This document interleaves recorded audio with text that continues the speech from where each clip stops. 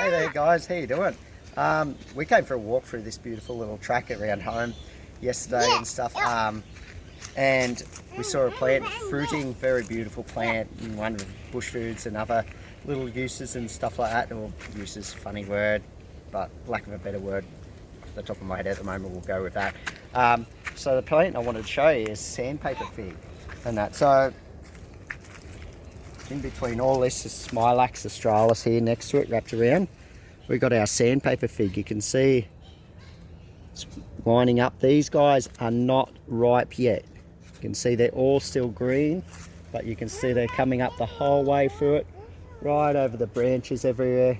And that they can get a bit more dense than this bush and that, but they'll grow, yeah, about that big, a bit bigger than that. There was another one down the road though, and it was by kind of the roadside, so I don't usually suggest eating by the roadside and that, but they had some really ripe fruit shopping in that. So let's just show you, I'll give you a bit of a comparison for what you're looking for. Generally you'd find them on the ground if you can, but if they're really soft and really ready, plump sort of thing I guess, they're fine to go and that. But you can see the size difference there, so they've got a bit of growing to do, and obviously the coloration changes there. But this one was actually a half-eaten one, so typical of your fig, which are all fig species are generally edible. I wouldn't honestly say they're all that tasteful though, they can be pretty drying and stuff, but sandpaper figs are usually pretty good.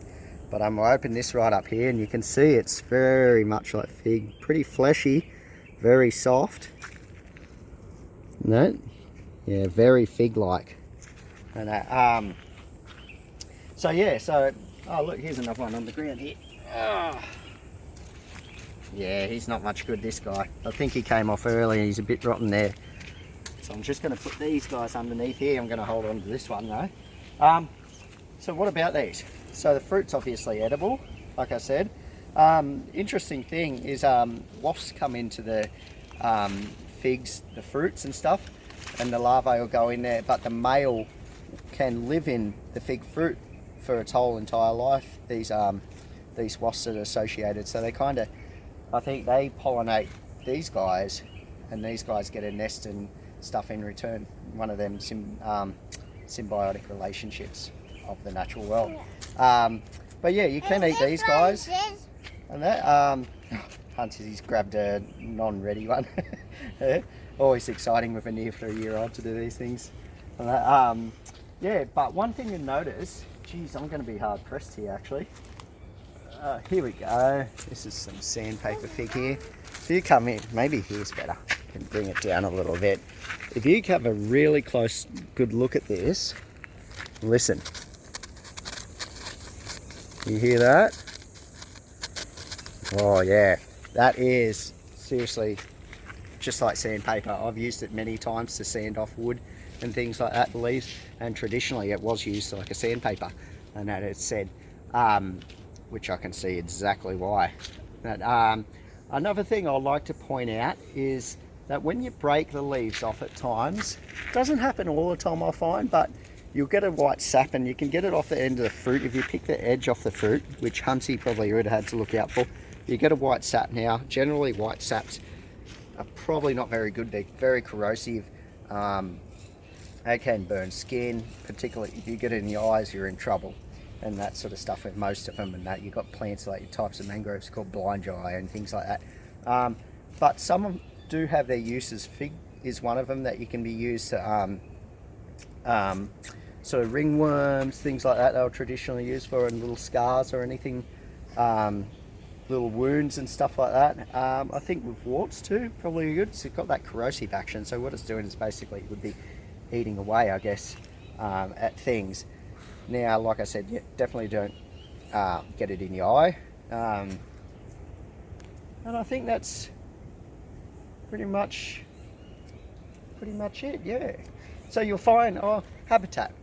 Obviously, looking around, if you look behind us, we've got the paper barks, which is usually swampy sort of country. You've got sort of rough tree ferns, you've got some bangalow palms, 5-leaf grape, things like that. So we're in a kind of wet eucalyptish sort of area here. You've got a couple of she oaks, things like that here, sarsaparilla or smilax, raspberries. There's quite a few Bulweria native lava, and the violets and stuff. So it tells you that it's a wet sort of rainforesty, and that's where you'll find these guys, in that wet eucalypt rainforesty by creek streams, and they're often oftentimes called creek sandpaper fig, and that. But they're a ficus, obviously, fig, like I said before. Just want to reiterate that.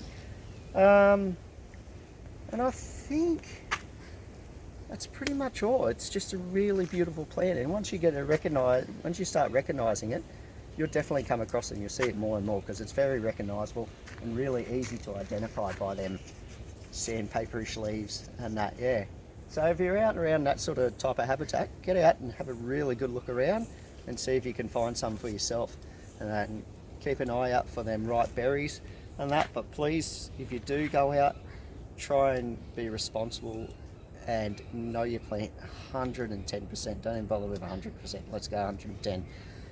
Know the characteristics, know how to identify everything, and then pay a bit of heed to it. Respect the plant as a living thing, and respect the place around you, and that. Always just trying to jog if I have something else, and I always forget one thing. I know I'm forgetting it. Anyway, I'll leave it there because I've forgotten right now and that. But hope you enjoyed it. Do you want to come one last look? Yeah. Listen to that sandpaper fig. Yeah, all up and down. Okay, beautiful. Take care, guys. Enjoy. Thanks a lot.